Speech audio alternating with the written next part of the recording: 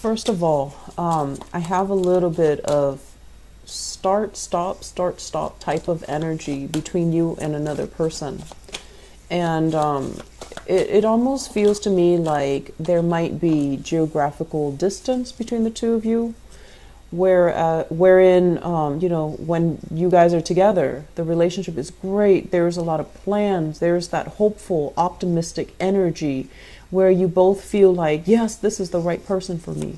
And then when you're apart, you're kind of caught up in your own life, they're caught up in their own life, and then, there's the relationship feels like it's stalled, or there's almost like lack of consensus about where are we headed, what are we planning to do, how do we get together, how can we remain in the same geographical location, do I give up my job, do you give up your job, and things like that. So I feel like some of you might be dealing with that sort of a start-stop energy. It might not even be the geographical distance, but it's just the idea of having different goals, having different plans. One person might want to live in the city, the other person wants a house, a ranch in the countryside.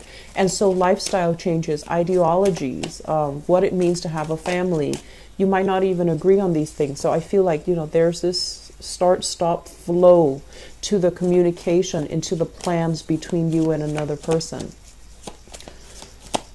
I'm feeling as well, there's a lot of, it's almost like life for one person is accelerating and then life for the other person is stagnating. And that should not, make or break a relationship, but it can if the other person feels like they're outgrowing the relationship. So let me talk about this. I don't feel that this is you. I feel like this is somebody that you're dealing with. We have here this is the Knight of Cups, okay? Knight of Cups. The Knight of Cups is somebody that can be very sweet, can be very charming, very, very likable. And for whatever reason, I feel like this is somebody that likes to cook for you, that likes food, that likes, drink, that likes a good life, and that likes, the luxuries in life as it relates to fine dining, as it relates to food, as it relates to like making sure that you're well fed, okay? When it shows up in the reverse position, it's somebody who is, it's hard to have an emotional connection with them. So they might be running on empty. They might not be the most emotionally introspective person that you've ever come across. And I feel like this is an energy of a person. So this is a water sign. And I also feel like it might be, their sun, their moon or their rising, not just their sun sign. So Cancer, another Cancer that you're dealing with, Pisces or Scorpio. And when I see this card, I feel like you care about somebody, you like somebody. But a lot of the times too, when I just feel that you could be male or female watching this, and I feel like, the concept of gender roles apply very strongly to you, wherein you feel like men are supposed to do this, women are supposed to do this, okay? And so you might also be dealing with somebody who kind of defies these stereotypical gender roles. So they might be a woman that you're dating, and their energy can be very masculine. They're super, super charged. They're not, traditionally what we associate with the feminine ideal, where they're nurturing, caring, emotionally available. And so you're dealing with somebody, yes, they care about you, but they're not a mushy, fuzzy type of a person. And when you're with somebody, you want that emotional connection to feel that it's real, to feel safe and to feel secure. And I'm also sensing that you're with somebody who has been through a lot of turbulence in his or her past, somebody who, travels a lot or has been through some really deep, dark stuff, okay? So I honestly feel like they've just had a very interesting life, but I feel like you look at their life and you look at the decisions that they've made and you look at the person that they are, and I feel like you care about them. But it just feels to me like there's so much that they have been through, And because they've been through so much, they had to block out that emotional trigger within themselves in order to cope as a coping mechanism. And so you're meeting them, after they have already overcome all of these ordeals. This is the Six of Swords. It's somebody that, has been through a lot and has learned from their past mistakes. When it's in the reverse position, I feel like they might be a little bit crippled by their past mistakes. And so they turn off that emotional side to them as a defense mechanism, as a coping mechanism. And so invoking that emotional side to them is very difficult. It's very challenging. And so while you care about this person, I feel like there's definitely a lack in emotional investment or an emotional openness between you and another person. I feel like for some of you, your partner might feel that this is you, might feel that about you. And they're trying to reach out to you. But it just seems like there's a barricade. There's like an emotional barrier it's like inadvertently put up by somebody, by you or by the other person. That's not allowing the relationship to grow deeper. Okay, so that's what I'm feeling here. Doesn't mean that it can't work. It just requires a lot more vulnerability. It requires a lot more patience from both sides to kind of crack through that exterior, that tough, that non-feeling, aloof type of an exterior.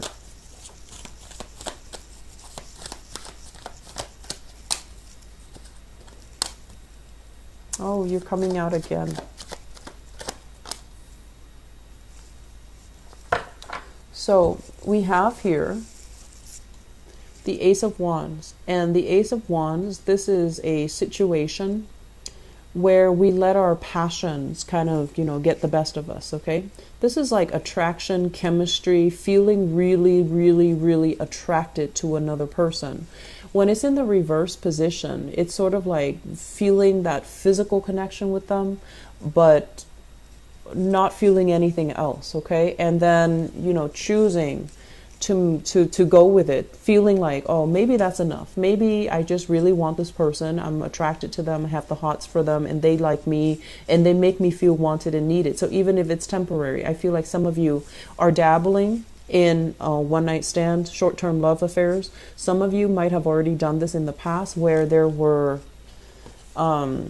it's almost like you went out, had a really, really good time, and you're just like, even though the attraction is it's very physical and there isn't that emotional investment, you still got involved with that person.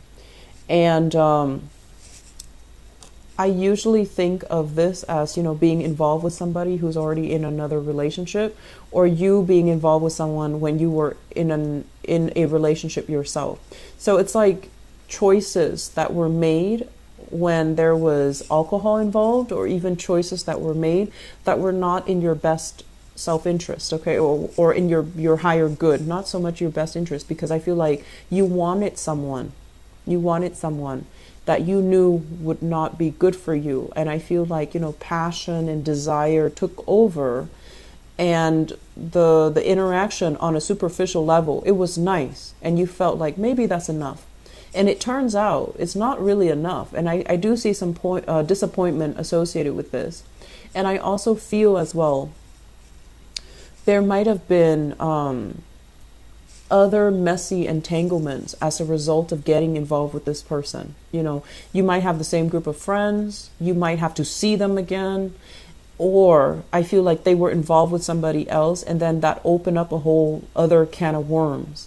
And so the situation became kind of like, how do we dodge these people? How do we, I honestly feel, Cancer, I feel like you were involved with somebody else while you were dating somebody else. And I feel like promises were made, and rather than owning up and, setting the situation straight, I feel like you dodge responsibility. That's what it feels like to me. This is a card here about, social dating. This is a card overall about having a lot of options on the table and going with your, baser desires rather than going with, with your higher guidance, okay? So making a decision that allowed you to feel temporarily good, but in the long run, it can leave you feeling very, very depleted. It can leave you feeling empty, and it can leave you feeling like, why did I do that? So I feel like some of you are still grappling with this decision or still are dealing with it, and it's not a comfortable space to be in. If you are dealing with a water sign as well, I'm sensing there is some third-party interference in that relationship as well. Another water sign, so another Pisces, another Cancer, another Scorpio. I do feel Scorpio and Pisces coming out strongly for you guys.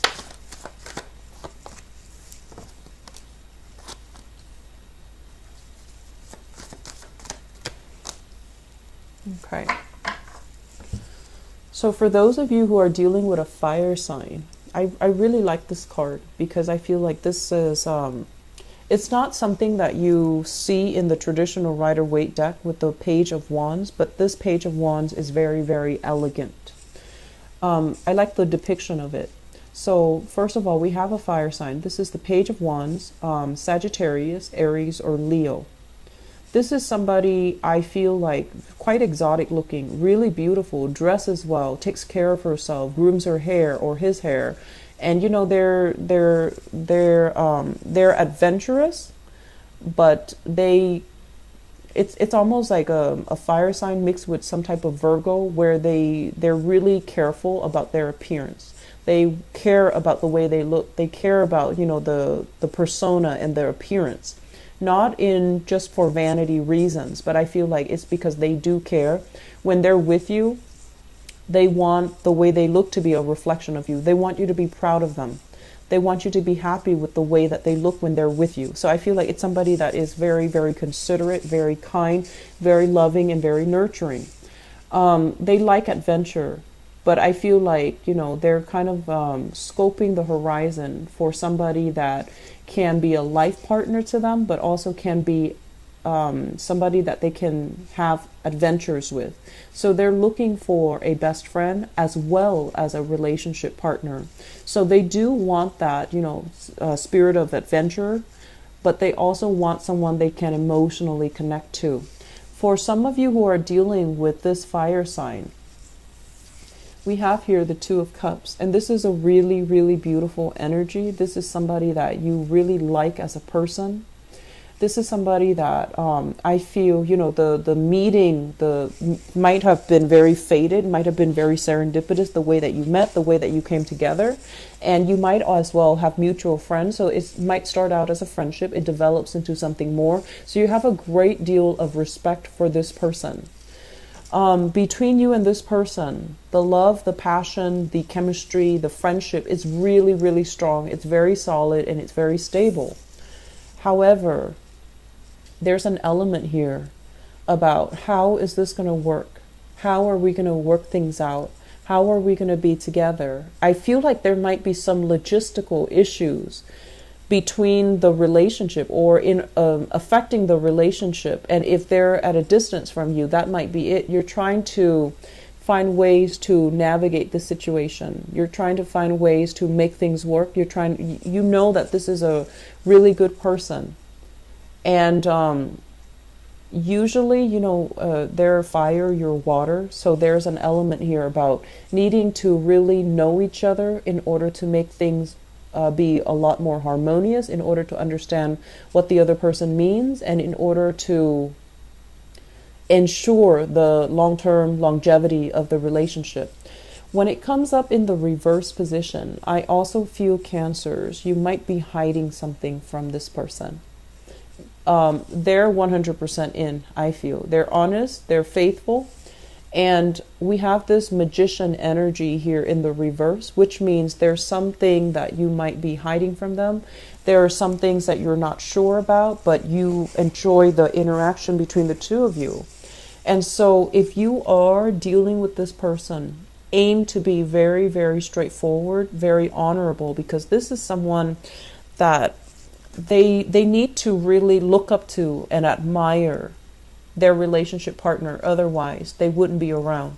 So if you fall from your pedestal, That's it. They're not gonna look at you twice. They're not gonna waste their time. So I feel like there is a lot of potential here for those who are single and encountering a fire sign: Sagittarius, Aries, Leo, Sun, Moon, or Rising.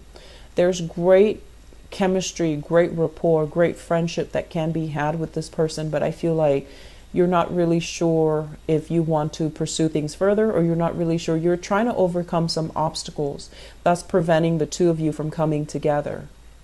I hope you're trying to do that rather than, trying to hold some information back from them. Okay? So operate more from the higher vibration when you make decisions. Okay? So let me see what advice do they have for you here for the month of November 2017 in terms of your love life, your romantic life, and your relationships.